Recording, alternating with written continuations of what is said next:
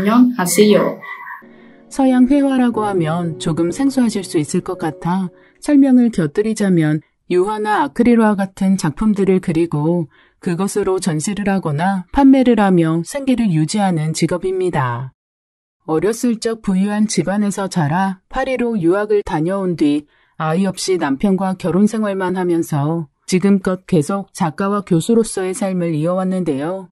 이렇게 들으시면 제가 평탄한 삶을 살아왔을 것 같지만 사실 저는 몇 년 동안 마음도 몸도 너무 지치고 고통스럽고 힘든 시간을 보내왔어요.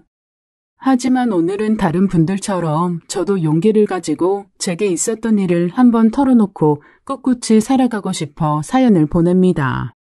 부디 저보다 인생 선배이신 여러분들께서 제 이야기를 끝까지 들어주시고 많은 응원의 댓글 남겨주시면 감사하겠습니다. 먼저 그때 이야기부터 해야겠네요. 저는 5년 전 교통사고를 당했습니다. 교차로에서 다가오는 트럭과 부딪힌 사고였는데 전 그 사고로 인해 12시간 동안 수술을 받아야 했고 며칠간 혼수 상태에 머물러 있었습니다. 깨어나 보니 온몸은 바늘로 쑤시듯 아파왔고 정말 그 고통은 지금 생각해도 너무 끔찍했어요. 그때 의사 선생님께서 오셔서 제게 추돌 사고가 있었고 그 결과 뇌 일부분이 손상되어 급히 수술을 해야 했다고 설명해 주셨죠. 엄마는 깨어난 저를 보며 이젠 치료만 받으면 되니 괜찮을 거라고 저를 안심시켜 주셨습니다. 그러나 더 큰 문제는 다른 곳에 있었습니다. 바로 제 머릿속이었죠. 깨어나 보니 낯선 남자가 제게 말을 걸며 울고 있는데 도통 누군지를 모르겠더라고요. 엄마는 알아보겠는데 그 남자는 도저히 누군지 생각이 나지 않았어요. 저는 몸이 아픈 상황에서도 그 남자의 눈물을 보며 의구심이 들었습니다. 그래서 엄마에게 물어보았어요. 엄마, 이 사람 누구예요? 하지만 제 말에 병실 분위기는 약속이라도 한 듯 급격히 서늘해졌죠. 엄마는 당황했는지 손까지 떠셨어요. 예진아, 누구냐니? 누군지 모르겠어, 이 사람? 네 남편이잖아. 선생님, 얘 왜 이래요? 왜 못 알아보는 거예요? 머리에 문제가 생긴 거예요? 그게 가끔 수술 후에 기억이 없어지는 경우가 있기는 합니다. 하지만 짧은 기간 정도 그러다 기억은 다시 돌아오는 경우가 대부분이니 잠시 지켜봐야 할 듯 싶네요. 기억상실 그런 건 드라마에서나 나오는 일인 줄 알았지만 알고 보니 제가 뇌수술 이후 기억상실증에 걸린 것이었죠. 병원에서 퇴원해 남편과 제가 살았다고 하던 집에 갔을 때도 저는 남편을 기억하지 못했습니다. 그래서 남편이 조심스레 저를 끌고 저의 채취가 남아있는 집을 보여주는데도 어색하기만 했어요. 그래도 다행히 기억의 전부가 소실된 게 아니라 단편적으로 기억이 나는 것들은 있었어요. 집을 보았을 땐 어쩐지 굉장히 오래 봐온 것처럼 익숙했고 남편이 제게 해주는 요리들도 많이 먹어본 것 같았어요. 남편은 제게 기억은 천천히 돌리면 된다고 말했고 저 역시 서두르지 않았습니다. 다만 제가 앞으로 생활은 해나가야 하니 남편은 제가 궁금했던 것들을 친절하고 상세히 알려주었어요. 과거 제가 어떤 사람이었는지, 무엇을 좋아했는지, 어떤 일을 했는지, 어떤 그림을 주로 그렸는지, 특히 제가 했던 전시회 사진들을 하나하나 보여주며 제가 얼마나 그림에 열정이 많았는지, 얼마나 그림과 예술을 사랑했는지 알려주려 했어요. 그리고 저는 그런 남편 덕분에 천천히 붓을 다시 들 수 있었어요. 하지만 남편에 관한 기억만큼은 쉽게 돌아오지 않았어요. 익숙한 느낌은 있었지만 그가 제 쪽으로 가까이 다가와 자연스레 몸이라도 닿으려 하면 그게 불편하고 불쾌해서 작업실로 돌아가곤 했어요. 남편도 그런 절 보며 자신의 행동을 민망해했고요. 그러다 보니 시간이 갈수록 점점 힘들어지더라고요. 그리고 이런 생각이 들었습니다. 만약 이대로 기억이 영영 돌아오지 않는다면 남편이라 불리는 이 사람과 함께 사는 게 맞나 싶은 생각이요. 그리고 친정엄마에게도 솔직하게 이런 고민을 털어놓았죠. 하지만 엄마는 펄펄 뛰며 장서방만한 사람이 없었다며 얼마나 내게 끔찍히 잘해줬는지 모른다고 기억이 돌아올 거니 기다리자고 저를 설득하셨습니다. 제 친구들도 마찬가지였어요. 제 남편은 어딜 가나 완벽한 존재였다고 세기의 남편감이었다는 말로 제 마음을 흔들어 놓았습니다. 하지만 저는 알지도 못하는 낯선 사람과 사는 걸 받아들일 수가 없었어요. 그래서 남편이 퇴근하던 날 술 한 상을 차려놓고 남편을 기다렸습니다. 그리고 솔직히 제 마음을 털어놓았어요. 나 사실 많이 노력했어요. 당신이란 사람이 정말 좋은 사람인 것 같아서 당신과 데이트했던 사진들도 많이 봤고 밤마다 결혼 후 찍은 사진들도 봤어요. 그런데 안 되는 건 안 되는 것 같아요. 이렇게 같이 사니 기억을 반드시 해야만 한다는 생각이 들어서 더 조급해지고 그래서 마음이 불편해요. 갑작스런 통보처럼 들리겠지만 내 마음 결정 이해해줬으면 좋겠어요. 그동안 나 때문에 애썼는데 미안해요. 남편은 제 말을 듣고도 한동안 아무 말이 없더군요. 그리고 조용히 소주잔을 들이키더니 알겠다 하며 제 뜻을 따르겠다고 했습니다. 그러곤 한 달이라는 시간을 달라 하더군요. 그 시간 안에도 결정이 바뀌지 않으면 그때 헤어지자고요. 저는 남편의 간절한 눈빛을 외면할 수 없어 알겠다고 말했고 저 또한 한 달을 기다려보기로 했습니다. 남편은 그 한 달 동안 저와 시간을 보내기 위해 정말 노력을 많이 했어요. 단순히 시간만 보내는 게 아니라 추억을 나누려 했고 제게 우리가 얼마나 서로 사랑했는지 상기시켜주려 했죠. 그렇게 시간이 쌓이고 정이 쌓이자 어느덧 이 사람이 정말 편해지더라고요. 남편에 대한 기억은 별로 없었지만 제게 한없이 마음을 내어주는 이 남자와 있다 보면 제가 왜 이 사람을 결혼 상대로 선택했나 알 수 있을 것 같았어요. 그리고 그렇게 저는 이 사람의 노력에 차츰차츰 마음을 열게 되었고 더 이상 몸을 닫는 게 껄끄럽거나 불편하지 않았어요. 하지만 그러던 어느 날이었습니다. 이때부터가 모든 사건의 출발점이었던 것 같네요. 말하자면 모든 비극의 출발점이었죠. 우연히 제과점에 갔는데 아이를 데리고 있던 어떤 여자가 저를 보고 아는 척을 하더라고요. 그것도 무척 반갑게요. 하지만 제게 없던 기억 속 사람인지라 전 그 여자를 알아볼 수가 없었어요. 아이고, 기억 잃었다더니 정말이었구나. 나야 미옥이. 너랑 학창시절 친구였는데 최근에 내가 이 동네로 이사 오면서 우리 자주 만났거든. 아, 그래? 알고 보니 미옥이란 그 친구는 저희 엄마까지 알고 있던 친한 친구였더라고요. 미옥이는 같은 학교, 같은 전공을 선택하면서 친해졌다가 미옥이는 전업주부로 저는 작가로 생활하면서 연락이 뜸해졌고 그러다 자신이 최근에 저희 동네로 이사 오면서 다시 가까워졌다 했어요. 정말 우리가 친했던 것인지 전 미옥이의 말투나 채취 같은 것들이 그리 낯설지 않았어요. 그래서 미옥이랑 함께 산책도 하고 가끔 밥도 먹게 되면서 어느덧 다시 서로의 집에 왕래를 하는 사이가 되었습니다. 그런데 어느 날 미옥이가 몇 번을 망설이다 조심스레 사고에 관한 이야기를 꺼냈어요.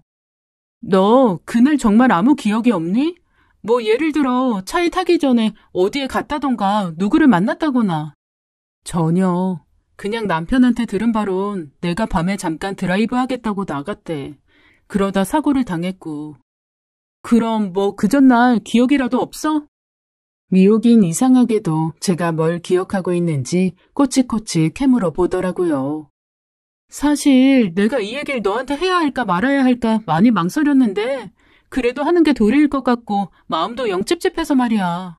실은 네가 사고 전날 나한테 전화를 했거든. 내가?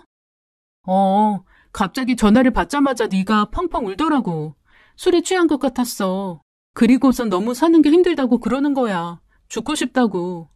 한 번도 그런 소리 안 했던 애가 갑자기 그러니 내가 얼마나 놀랐겠어. 그래서 어디냐 했더니 그냥 전화를 끊어버린 거야. 그리고 다음날 너한테 사고가 났어. 미옥이의 말은 너무나 충격적이었습니다. 지금껏 그저 평범하고 또 행복하게 살아온 작가인 줄로만 알았는데 제가 그렇게 힘들어했다니 그것도 죽고 싶을 만큼 힘들어했다는 말은 도무지 그냥 넘어갈 수가 없었어요. 그래서 저는 그날 밤 남편이 퇴근할 때까지 기다렸다가 오늘의 일을 털어놓았습니다. 하지만 남편의 반응은 좀 시큰둥했죠. 미옥이 그 친구가 원래 말을 과장해서 하는 버릇이 있다며 너무 귀 기울이지 말라고 하는 거였습니다. 저는 섭섭한 마음에 그만 소리를 내질렀어요. 당신 그런 말이 나와? 내가 죽고 싶을 만큼 힘들어했다는데 대체 내가 뭐가 그리 힘들었던 거야? 당신도 엄마도 나한테 그런 말 없었잖아. 나한테 혹시 뭐 숨기는 거라도 있는 거야? 아니야, 예진아. 네가 그때 솔직하게 다 털어놔 달라 해서 장모님도 나도 모든 걸 말했어. 다만 예전에도 말했다시피 네가 아무래도 예술을 하는 사람이다 보니 다른 사람에 비해 감정 기복이 좀 심한 편이었어. 그래서 전시 스트레스를 받거나 할 땐 습관처럼 아무에게나 전화해서 죽고 싶다거나 하는 말을 잘하곤 했어. 미옥이 그 친구는 그게 진심인 줄 알고 착각한 거고. 남편은 제가 힘들 때면 그런 말을 습관적으로 내뱉었다 했어요. 그러나 전 납득할 수 없었어요. 결혼 전의 기억은 많이 남아있던 터라 제가 그런 성격의 사람이 아니라고 생각했거든요. 그래서 마음이 찝찝한 채로 이 일을 마음속 깊이 담아두고 있었습니다. 그런데 어느 날 예전에 제게 그림을 샀다고 하는 구매자에게서 연락이 온 거예요. 구매자분은 작가님의 저번 작품이 너무 좋았다며 이번에도 저번과 같은 그림이 나왔으면 한다고 말하며 저를 보고 싶어 했어요. 마침 저는 열심히 작업에 매진하고 있던 터라 작업한 그림이 몇 점 있었고 이분에게 드리면 되겠다 싶어 그림을 가지고 밖으로 나갔죠. 저희는 강남의 호텔 라운지에서 만났습니다. 그런데 제 그림을 본 이분의 반응이 그다지 좋지 않더라고요. 무언가 아쉬워하는 기색이 역력했죠. 그래서 전 혹시나 하는 마음으로 여쭤봤어요. 그림이 마음에 안 드시나요? 제가 실은 사고로 기억을 잃어서 작품 활동을 시작한 지 얼마 안 됐거든요. 그래도 제게 그림을 아주 많이 사셨던 분이라 해서 들고 나왔는데 괜찮으니 편하게 말씀해 주세요. 그래서 그러셨군요. 사실은 제가 마음에 들었던 그림은 작가님이 최근에 그리신 그림이었는데 지금까지 그리셨던 그림과는 좀 달랐어요. 전 그게 좋았고요. 작가님께서도 제가 작품을 산 날 계속 이런 그림을 그리실 거라 제게 말씀하셔서 오늘은 무조건 사겠다 하고 나온 거거든요. 제가 지금껏 그려왔던 그림과 달랐다는 구매자분의 말에 이유는 알 수 없었지만 저는 순간 온몸에 소름이 돋았어요. 그래서 그분께 혹시 휴대폰으로 찍은 사진이 있거나 하면 보여달라고 했습니다.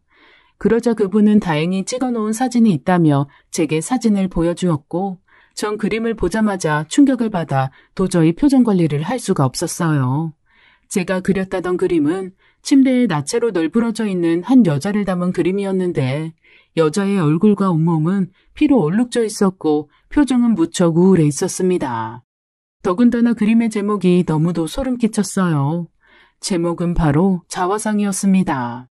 구매자분은 솔직한 표현이 좋았다며 제게 칭찬을 늘여놓았지만 저는 그분의 말에 아무 말도 못한 채 허겁지겁 짐을 싸들고 나왔고 집에 와서도 그 충격에서 벗어날 수가 없었습니다. 자꾸 제게 안 좋은 일이 생겼던 것만 같은 불안감에 어떤 것도 손에 잡히지 않았어요. 모든 사람들이 제게 무언가를 숨기려 하는 것만 같았어요. 더군다나 마음을 털어놓을 수 있는 친구인 미옥이는 갑자기 해외로 가버리는 바람에 연락이 되지 않았습니다. 그래서 어쩔 수 없이 저는 조금의 기억이라도 돌아오길 바라며 작업실에서 지나칠 정도로 그림에만 몰두하고 있었습니다. 그런데 어느 날 저도 모르게 밥을 깨작거리고 있었는지 남편이 걱정스러운 표정으로 저를 쳐다보더라고요. 요즘 당신 너무 작업 무리해서 하는 거 아니야? 저번에 전시 하나 끝내놓고 바로 또 작업 들어갔잖아. 당신 지금 너무 무리하고 있어. 당신한테는 휴식이 필요해. 우리 자주 가던 남양주 별장에 가자. 거기서 바람도 쐬고 맛있는 거 먹고 오면 기분도 좋아질 거야. 아니야, 별로 생각 없어. 그냥 작업하는 게 더 좋아. 저는 별로 생각이 없다 했지만 남편은 기어이 저를 끌고 가다시피 해 남양주에 위치한 전원주택으로 데려갔어요. 그리고 그곳에서 남편이 저에게 말하지 못한 이야기가 있다면서 어렵게 입술을 떼었습니다. 무슨 말인데 그래?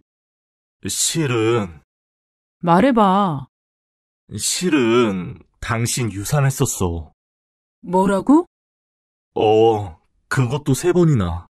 아이를 너무 원했는데 계속 유산이 되니까 당신은 그 뒤로 심각한 우울증을 겪었어. 물론 어머님께서도 이 사실을 알고 계셨고. 하지만 당신이 기억을 어차피 잃어버렸으니 좋지 않은 부분은 말하지 않는 게 나을 것 같아서 나도 어머니도 서로 말하지 말자고 합의를 했던 거야. 나빴던 기억 되새겨봤자 좋을 게 없으니까. 그런데 미옥이란 친구한테 그런 말을 할 정도로 당신이 힘들었는지는 미처 몰랐어. 미안해, 여보. 그럼 내가 유산으로 힘들어했던 거고 그래서 그런 그림도 그리고 미옥이에게 그런 말도 한 거란 말이야? 여보 이제야 말하게 돼서 정말 미안해. 당신에겐 최선이라 생각했는데 내 생각이 짧았어. 처음엔 당황스러웠지만 그날 밤 저는 남편과 밤새 이야기를 했고 천천히 그 사실을 받아들이게 되었어요. 또 제게 나쁜 기억을 심어주고 싶지 않았던 남편의 마음도 이해가 갔고요. 그리고 무엇보다 제가 유산을 했고 그 충격으로 마음의 병을 앓을 만큼 힘들었다는 말을 들으니 왜 제가 그런 그림을 그린 건지 미옥이에게 그런 말을 한 건지도 모두 이해하게 되었어요. 그렇게 찝찝했던 부분이 풀리자 그날부터 저는 가벼운 마음으로 잠에 들 수 있었습니다. 또 남편과의 사이도 더욱 좋아졌어요. 저를 깊게 배려해주는 제 남편을 보며 다른 사람의 말대로 이 사람은 정말 완벽하다는 생각이 들었어요. 그런데 그렇게 몇 달이 지났을 무렵 갑자기 미국에서 전화가 걸려왔습니다. 바로 미국에 사는 이모였어요. 이모는 제게 캐리어를 하나 보냈다며 집에 도착할 때쯤 되었을 거라 말했습니다. 캐리어요? 네가 신혼 초기에 미국에서 살 집을 알아보러 여기 들렀을 때 놓고 간 거였는데 작은 거고 너도 딱히 찾지 않아서 몰랐네. 내가 오늘 집 정리를 하다가 발견해서 이제야 보낸다. 곧 도착할 때 되었을 거야. 그리고 이모의 말이 끝나기 무섭게 초인종 소리가 들렸어요. 캐리어가 도착한 것이었죠. 저는 이모와의 전화를 끊고 캐리어를 받았습니다. 빨간색 캐리어 안엔 옛날에 제가 입었던 옷가지들과 세안용품, 시계 같은 것들이 들어있었어요. 그런데 캐리어의 작은 주머니 안쪽에 무언가 걸리적거려 보았더니 아주 작은 다이어리 한 권이 있었어요. 그리고 필체와 내용을 보는 순간 저는 그것이 무엇인지 바로 알아보았습니다. 그건 바로 저의 일기장이었어요. 첫 장엔 남편과의 행복한 신혼생활에 대한 글이 쓰여 있었어요. 남편이 해준 요리, 남편이 골라준 옷에 관한 이야기, 아이를 갖고 싶다는 말들이었죠. 저는 호기심 어린 마음으로 한 장씩 일기장을 읽어나갔어요. 하지만 20장쯤 넘어가서부터 제 손은 떨리기 시작했습니다. 일기장에 눈물 자국이 말라붙어 있었고 이런 구절이 하나둘 적혀 있었어요. 남편은 사람들에게 내가 유산을 해서 힘들다는 거짓말로 다정한 남편인 척 연기한다. 남편이 두렵다. 남편은 나의 모든 걸 마음대로 조종하려 한다. 나는 남편이 입으라는 옷을 입어야 하고 먹으라는 것만 먹어야 한다. 뭐든지 남편의 말을 들어야만 한다. 내가 말을 듣지 않자 남편이 나를 남양주 별장으로 끌고 갔다. 그리고 하루 동안 그곳에 나를 방치하고 감금했다. 어디에도 털어놓을 수도 없다. 엄마도 친구들도 남편을 모두 좋은 사람으로 철석같이 믿고 있다. 도움을 청하고 싶다. 하지만 남편은 내가 입을 열면 대학 시절 등록금을 벌기 위해 술집에서 한번 일했던 과거를 언론에 퍼뜨리겠다고 말한다. 그렇게 되면 내가 쌓아온 작가로서의 이력도 완전히 망가질 것이다. 그건 안 된다. 죽고 싶다. 이렇게 불행할 바엔 그냥 죽었으면 좋겠다. 그때 갑자기 머리가 깨질 듯 아파오면서 제가 교통사고를 당하던 날 밤의 기억이 단편적으로 몇 장면씩 스쳐 지나갔습니다. 남편이 제 뺨을 후려치던 기억, 더 이상 살고 싶지 않은 마음에 집을 뛰쳐나가 차에 시동을 켠 것, 그리고 제 앞에 다가오는 자동차를 피하기 위해 핸들을 꺾은 것, 다음은 애써 기억하지 않아도 알 수 있었습니다. 그 교통사고는 바로 남편에게서 벗어나기 위한 저의 처절한 몸부림이었어요. 그제야 저는 머리가 아파오면서 기억이 하나하나씩 돌아오기 시작하는 걸 느꼈습니다. 그리고 남편이 저를 괴롭히고 착한 아내로 만들며 저를 조종하는데 희열을 느꼈던 기억들도 모조리 떠올랐어요. 저는 너무 화가 나 이성을 잃고 캐리어를 집어 던지고 집안의 모든 물건을 다 부수고 깨트려 버렸습니다. 그리고서 남편이 오자마자 쓰레기 같은 자식이라 하며 남편의 옷깃을 부여잡고 쥐고 뜯었어요. 그런데 남편은 우습게도 그 상황에서 연기를 하더군요. 예진아, 왜 그래? 정말 왜 그러니? 이제 그만 좀 해, 제발. 그 당시엔 그게 저한테 어떤 독이 될지 몰랐지만 전 남편에게 짐승 같은 인간이라고 고래고래 소리를 지르고 생난리를 쳤습니다. 그리고 전 엄마에게 달려가 이 모든 상황을 설명했어요. 엄마 나 좀 살려줘. 얘, 무슨 일이야? 무슨 일이야, 예진아? 그놈이 날 죽이려 했어. 그놈은 가짜야. 엄마 앞에서도 가면 쓰고 있는 거라고. 엄마는 놀란 표정을 감추지 못하고 제가 혹여나 어디라도 다쳤나 싶어 제 몸부터 먼저 살피셨어요. 그러더니 엄마가 갑자기 이렇게 말하는 겁니다.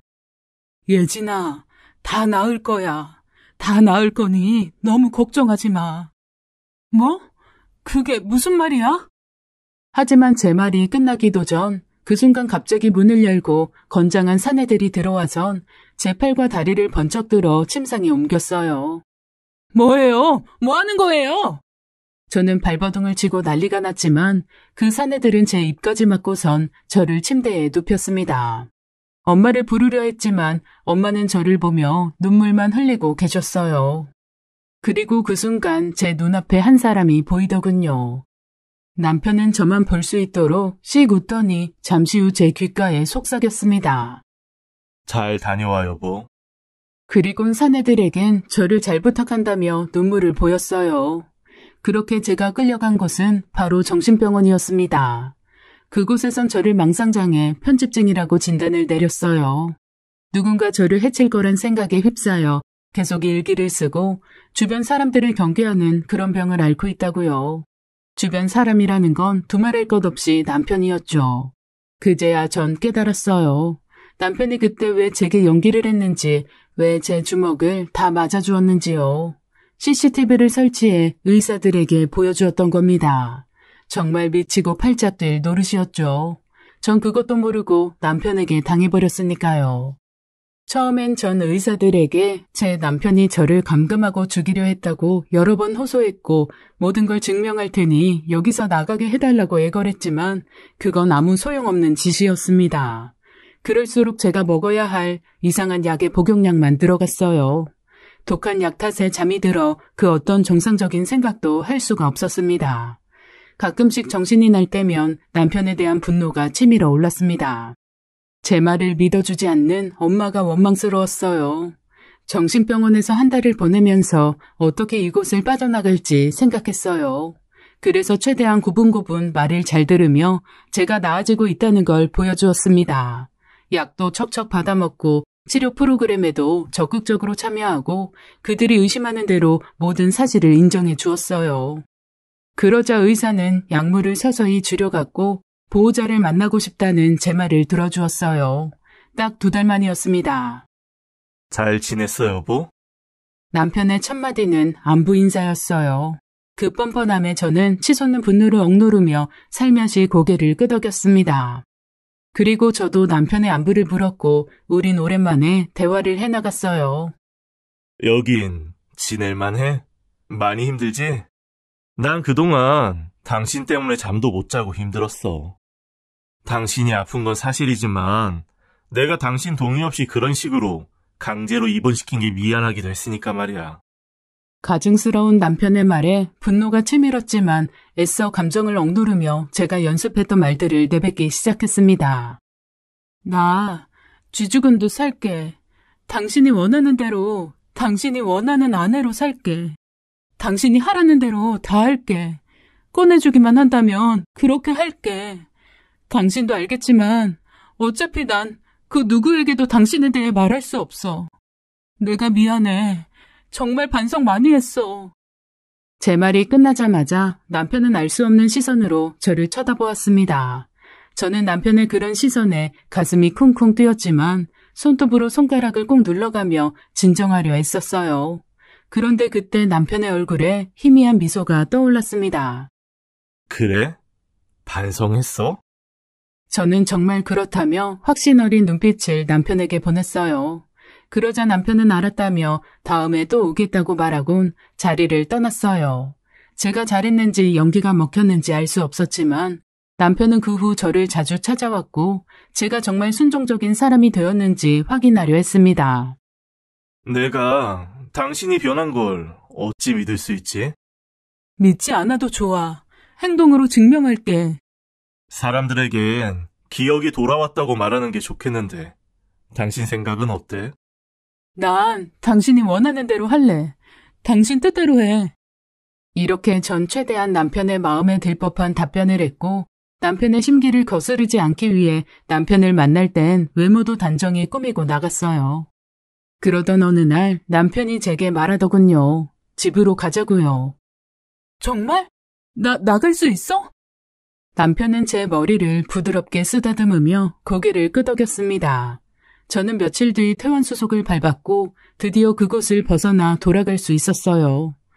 집에 도착해 제 그림들을 마주했을 땐 얼마나 기뻤는지 전 제 그림을 붙잡고 남편 몰래 숨죽여 울고 또 울었습니다. 물론 집으로 돌아가서도 연기하는 척을 했어요. 계속해서 고분고분 남편의 말을 듣고 남편이 입으라는 옷을 입었고 남편이 좋아하는 음식을 차려주었어요. 그리고 밤엔 한 침대에서 잠이 들었지요. 남편과 살이 닿기만 해도 정말 역겹고 숨이 막혔지만 어쩔 수 없었습니다. 남편이 그런 제 모습을 보며 흡족해하는 동안 남편 몰래 밤마다 남편의 약점들을 모으기 시작했어요. 그러던 어느 날이었어요. 남편이 샤워를 하는 틈을 타 핸드폰을 몰래 열어보았는데 낯선 여자와 문자하고 대화한 기록이 있더군요. 그런데 여자의 직감이라는 게 이런 걸까요? 그 번호는 어딘지 모르게 꺼림칙했습니다. 낯익은 번호는 아니었지만 소위 말하면 뭔가 구린 냄새가 났어요. 그리고 그 여자의 핸드폰 번호를 추적한 결과 정 충격적인 사실을 알게 되었습니다. 번호의 주인은 바로 김 회장님의 아내분이셨어요. 김 회장님은 갤러리에 들러 제 그림도 잘 사주시고 남편에게 사업적으로 가장 도움을 주고 있는 분이셨는데 남편은 그런 분의 사모와 바람을 피우고 있었던 거죠. 분명 남편은 김 회장님 사모를 이용해 사업적 야심을 채우고 있는 게 분명했습니다. 두 사람은 개인적인 교류가 많았더군요. 특히 단둘이 골프 약속을 참 많이도 잡았는데 그때마다 전 어떤 의심도 하지 않았었어요. 저는 당장 남편의 휴대폰에 있는 문자 내역들을 캡처하여 제 핸드폰에 전송하곤 남편의 휴대폰에선 바로 그 기록을 삭제해버렸습니다. 그리곤 김 회장님께 전화를 걸어 안부 인사를 묻는 척하며 저녁 식사 약속을 잡았어요. 물론 사모님도 함께 나오시라 말씀드렸죠. 그렇게 저는 철치부심하는 심정으로 모든 계획이 시작될 그날만을 기다렸습니다. 첫 단추를 꿰어야 하는 날이기에 절대 실수가 있어선 안 되었고 그날 전 청심환까지 먹고 회장님과 만나기로 한 레스토랑에 도착했습니다. 제가 도착했을 때 회장님은 사모님과 함께 느긋이 식사를 하고 계셨고 사모는 절 보자마자 이쪽으로 오라며 손짓을 했어요. 사모는 여전히 보톡스와 필러 시술을 병행하고 계신지 얼굴은 미세한 주름살 하나가 없이 부풀어 오른 풍선처럼 팽팽했습니다. 반면 회장님께선 나이가 지긋해 보이셨죠.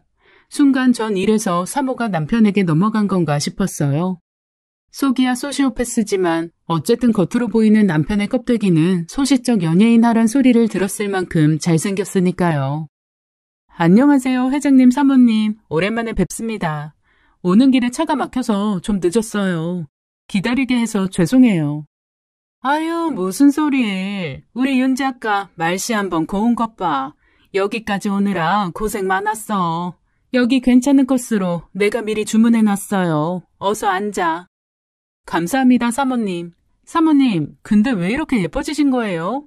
멀리서 걸어오는데 젊은 여자분이 앉아 계셔서 못 알아볼 뻔했어요. 저는 스테이크를 한 덩이 썰며 능청스레 사모님의 외모 칭찬부터 늘여놓았습니다. 그러자 사모는 흡족하게 웃으시며 손사래를 쳤고 내심 기분이 좋은 듯 술을 한 잔 거하게 들이켰어요. 저는 스테이크를 먹으며 흘러가는 대화 속에서 두 분의 얼굴을 번갈아 쳐다보았습니다. 그때 사모의 목에 걸려있던 금색 목걸이가 눈에 띄었어요. 다이아몬드가 박혀있는 목걸이였는데 한눈에 봐도 값이 나가 보였습니다. 저는 그 목걸이가 어디서 왔는지 알 것 같았어요. 사모님, 그 목걸이 어디서 나셨어요? 너무 예쁘신데요? 혹시 그 이번에 나온 한정판 아니에요? 그러자 사모는 제 질문에 곧바로 당황해 나이프까지 떨어뜨렸습니다. 아, 이거? 자기 역시 알아보는구나. 맞아, 한정판이야. 와, 사진으로 보던 것보다 실물이 훨씬 예쁘네요. 사모님께서 직접 구매하신 거예요? 당신이 이걸 언제 샀어? 백화점 가는 거 못 봤는데. 요즘 다리 아파서 산책도 잘 안 나가려 하잖아. 아유, 당연히 내가 직접 산 건 아니지. 박기사 시켜서 산 거야. 그래? 사모는 땀을 뻘뻘 흘리며 자신이 기사를 지켜 백화점에서 산 물건이라며 해명을 하셨고, 회장님은 사모가 자기 돈을 쓴 게 기분이 나쁜지 시큰둥하게 대답하셨습니다. 하지만 전 알고 있었어요. 그 목걸이는 바로 남편이 얼마 전 백화점에 전화를 걸어 예약을 걸어두었던 목걸이였고, 남편이 사모에게 선물한 목걸이였습니다. 저는 사모의 가짜는 해명에 씩 웃으며 다음 주제로 대화를 옮겼어요. 바로 사모의 생일 얘기를 테이블에 올리자 사모는 신이 났는지 회장님께 받고 싶은 선물 목록들을 줄줄 늘여놓았고, 회장님은 듣는 둥 마는 둥 했습니다. 그리곤 회장님은 이번 생일엔 명품 가방을 선물해 주려 한다고 말씀하셨어요. 그러자 사모의 입술이 삐죽 튀어나왔습니다. 가방? 돈으로 주지 차라리. 아유, 나는 당신한텐 정말 안 받고 싶어. 명품이면 뭐해? 가지고 오는 것마다 너무 노인네 취향인데. 젊은 애들이 들고 다닐 만한 걸로 좀 해달래도. 참. 이 사람 내가 몇 번을 말하나. 나이에 맞게 하고 다니는 게 가장 자연스럽고 아름다운 거야. 그렇지 않아, 윤 작가? 당신 그 맨날 똑같은 소리 정말 지겨워. 윤 작가, 여자 입장에서 얘기 좀 해봐. 윤 작가라도 나이 들면 이런 노티나는 거 들고 싶을 것 같아? 이인은 여자 마음을 몰라도 너무 몰라. 회장님과 사모가 서로 제 쪽을 보며 각자의 의견에 동의를 구하셨어요. 저야 뭐 늘 있던 이 상황이 익숙했습니다. 늘 외모를 가꾸고 살고 싶어하는 사모님께선 젊은 아이들이 가지고 다니는 색상과 디자인을 원했고, 회장님은 그런 사모님의 취향을 알면서도 자신의 취향을 고집하셔서 생기는 문제였죠. 저는 기다렸다는 듯 두 분 사이에 들어갔습니다. 아이고, 회장님, 사모님께서 많이 섭섭하셨나 봐요. 사모님, 그럼 이번엔 제가 회장님과 쇼핑 같이 가드려도 될까요? 어머, 그래. 너무너무 좋은 생각이야, 윤 작가. 자기가 같이 쇼핑 좀 가줘. 이번에 이 눈을 좀 확 뜨게 해줘봐. 제 말에 회장님은 불편한 기색을 드러내셨지만 사모는 아이처럼 박수까지 짝치며 좋아했습니다. 저는 사모에게 걱정하지 말라는 눈빛을 보냈고, 그렇게 전 사모의 허락으로 회장님과 자연스레 쇼핑 약속을 잡았어요. 첫 단추를 잘 꿰었습니다. 하지만 안심할 수 없었죠. 전 그날 바로 집으로 돌아와 다음 단계를 생각했습니다. 남편은 그때까지도 여전히 저의 모든 걸 조종하고 있다는 착각에 빠져 있었어요. 회장님과 만나는 날은 생각보다 성큼 다가왔습니다. 저는 준비한 문서들을 서류 봉투에 넣은 후 백화점으로 향했고, 그곳에서 회장님을 만났어요. 회장님은 오늘따라 다리가 아프셨는지 휠체어를 타고 오셨는데, 그 모습을 보니 이런 분께 오늘 아내의 외도 사실을 전해야 한다는 생각에 쇼핑을 하는 내내 제 마음도 그다지 좋지 못했어요. 하지만 저는 어쩔 수 없다 여기며 마음을 다잡고 회장님께서 불편하시지 않도록 천천히 휠체어를 밀어드렸습니다. 그리고 대충 사모의 취향에 맞는 가방까지 골랐어요. 회장님은 여전히 사모를 많이 사랑하고 계신지 선물을 신경 쓰지 않는 척 하면서도 제 의견을 꼼꼼히 물어보시고 반영하시려 했습니다. 전 그런 회장님을 보며 순간 마음이 짠해졌네요. 그러다 회장님께선 어느새 오랜 쇼핑으로 지치셨는지 식사를 하러 가자 하시더군요. 그때 저는 속으로 마음의 준비를 했습니다. 그리고 음식이 하나하나 나오고 커피를 먹는 시간이 되었을 때 드디어 저는 조심스레 말문을 열었어요.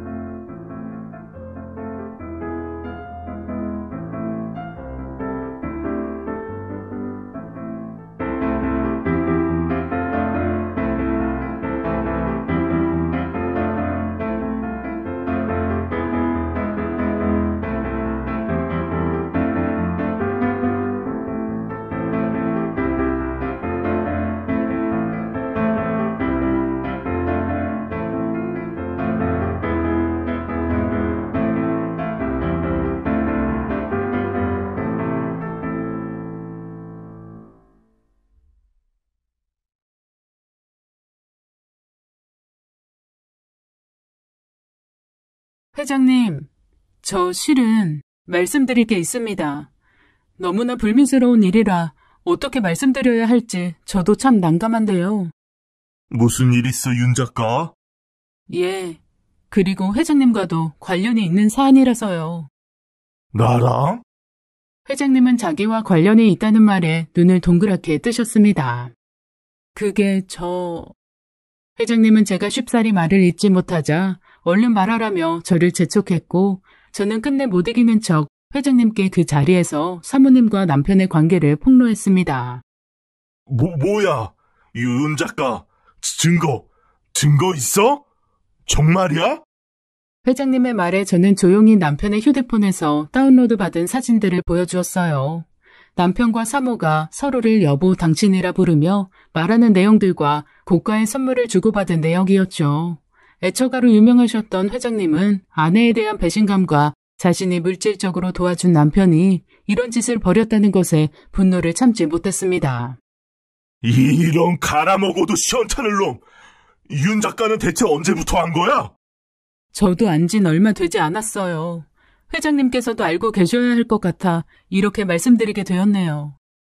회장님은 제 앞에서 주먹으로 쾅쾅 탁자를 내려치며 거친 분노를 숨김없이 드러내셨습니다. 그리고 저는 그런 회장님께 제가 남편의 서재에서 찾아낸 비밀 문서들을 내밀었어요. 그 문서들은 얼마 전 집 청소를 하다 남편의 서재에 숨겨진 금고에서 발견한 문서였는데 알고 보니 회장님의 눈을 피해 숨겨온 돈 내역이더군요. 그 순간 회장님의 눈빛은 완전히 다른 사람처럼 돌변했습니다. 저는 그런 회장님께 고개를 숙였어요. 부탁드립니다, 회장님. 저는 상관없으니 이 사람 철저히 망가뜨려 주세요.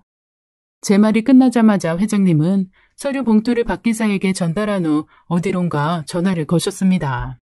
저는 그것을 지켜보다가 조용히 인사를 드리고 밖으로 나왔어요. 그리고 남편이 가장 좋아하는 초밥을 사들고 집으로 향했죠. 남편은 역시나 제가 사온 저녁거리를 보며 역시 내 아내라고 말하며 기뻐했어요. 저는 그런 남편을 꼭 안아준 후 와인을 곁들인 저녁을 먹기 시작했어요. 그런데 그때 남편의 주머니에서 핸드폰이 울렸고 남편은 전화를 받자마자 안색이 급격히 어두워지더니 제게 말도 없이 김 회장님을 부르며 밖으로 뛰어나갔습니다. 창가를 보니 차를 타고 김 회장님 댁으로 간 게 틀림없었어요. 성공이구나. 남편이 떠난 후 저는 흐뭇하게 웃으며 미리 챙겨놓은 모든 짐을 들고 공항으로 떠났습니다. 공항에는 이모와 미호기가 저를 마중 나와 있었어요. 그 둘은 제게 고생했다 말하며 저를 꽉 안아주었습니다. 사실 제가 남편을 어떻게 엿먹일지 곰곰이 고민하고 있을 때 옆에서 가장 도움을 준 사람이 바로 미호기와 이모였어요. 미호기와 이모만은 제 말을 믿어주었고 생애 가장 힘든 순간 남편의 행적을 살펴주고 있었어요. 어찌 되는지 내가 보고 알려줄게. 네 남편 망하면 소문 쫙 퍼질 테니 당분간 미국에 있으면서 은신하고 있어. 그간 고생 많았어. 고마워 미호가. 그리곤 전 이모와 함께 미국행 비행기에 탔습니다. 비행 공포증이 있어 원래 이륙할 때 무서움에 떨곤 했지만 현실의 온갖 풍파를 겪어서 그런지 전 더 이상 그게 두렵지 않았어요. 그저 이 현실에서 탈출했다는 생각에 깊은 안도감을 느끼며 편안히 잠이 들었지요. 나중에 미호기에게 들었지만 남편이 받은 타격은 생각보다 꽤 컸더라고요. 회장님과 인연이 끊기자 사업은 급격히 허물어졌고 회장님은 남편의 사기와 횡령건을 검찰에 고발까지 했습니다. 그리고 남편은 결국 징역을 선고받아 깜빵에 갔어요. 저는 남편과 법적으로 남남이 되어 드디어 완전한 자유를 누리게 되었죠. 남편이 언론에 제 과거 행적을 찌른다고 협박을 하긴 했지만 전 그리 하라고 말하곤 남편을 무시해버렸습니다. 그깟 제 과거 따위에 발목 잡혀 살기엔 현재의 인생이 너무나 아까웠으니까요. 그리고 엄마 또한 자신이 무지했다며 제게 용서를 비셨고 저는 오랜 시간을 두고 엄마와 화해할 수 있었네요. 저의 긴 이야기는 끝났습니다. 혹시 여러분들 중에서도 저처럼 괴물 같은 인간에게 잡혀 살았거나 잡혀 사시고 있는 분이 계실까요? 전 정신병원에 갇혀 있는 동안 지옥 같은 나날들을 보내었고 지금 생각해도 제가 그 날들을 어찌 견디었는지 모르겠습니다. 하지만 당시 전 살아남아야겠다는 생각밖에 없었고 그 결과 그놈에게서 벗어날 수 있었어요. 그래서 지금 이렇게 누리고 있는 자유가 너무나 소중하고 또 소중하네요. 세상엔 선한 사람도 있지만 나쁜 사람들도 참 많은 것 같아요. 여러분들께서도 그런 사람들을 부디 조심하셨으면 합니다. 그리고 그게 가까이 있는 사람이라면 더더욱 조심해야 돼요. 그들이 가면을 쓰고 있는 이상 우린 당하기 전까지 알 수 없을지도 모르니까요. 지금까지 제 이야기 들어주셔서 감사합니다. 지금까지 사연 읽어주는 남녀였습니다. 끝까지 함께 해주신 여러분 감사드리며 저희는 다음 사연으로 돌아올게요. 안녕하세요.